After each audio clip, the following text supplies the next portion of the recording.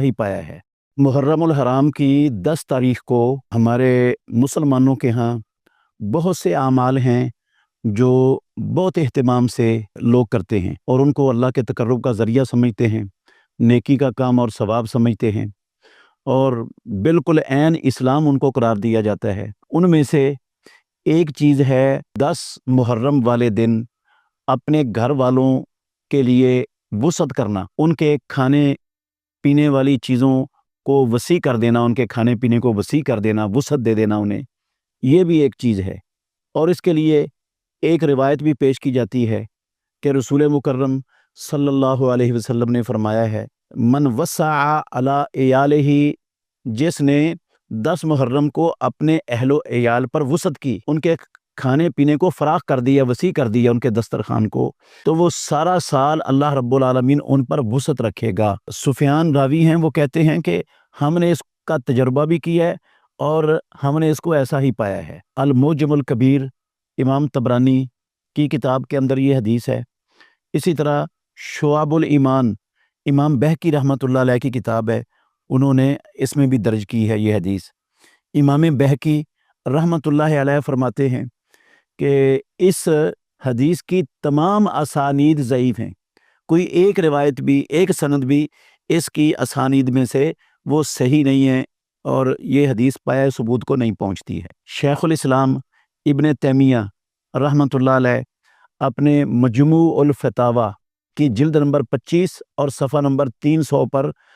इस हदीस को मनगढ़ंत मौजू और खाना साज करार देते हैं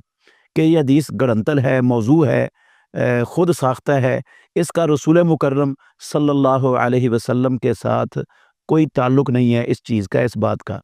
और ना ही सुफियान सौरी का ये कौल, उसकी सनद कोई दुनिया में मौजूद है। इसी तरह अल्लामा नासरुद्दीन अलबानी रहमतुल्लाह अलैह, उन्होंने भी अपनी किताब सिलसिलतुल अहादीसुल ज़ईफ़ा वल मौज़ूआ के अंदर इस रिवायत की तमाम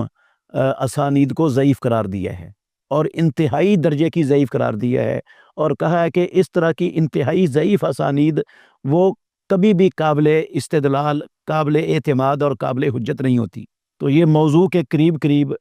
अलबानी साहब रहमतुल्लाह अलैह ने इस हदीस को करार दिया है। तो जिस हदीस की ये कैफियत है, जो मौजू है या कम अज़ कम मौजू के करीब है या इंतहाई ज़ईफ़ है, जिसका रसूल मुकर्रम सल्लल्लाहु अलैहि वसल्लम का फरमान होना साबित ही नहीं है और ना ही जो कौल सुफियान सौरी का है उसकी सनद दुनिया में कहीं सही सनद के साथ वो कौल भी मौजूद है, तो फिर हम कैसे इस बात पर एतमाद कर सकते हैं? ये कैसे इसको दुरुस्त समझा जा सकता है? अगर ये दीन होता ना, इस दिन वुसअत करना, तो ये मौजू रिवायत के अंदर ना आता, ये सही रिवायात के अंदर होता,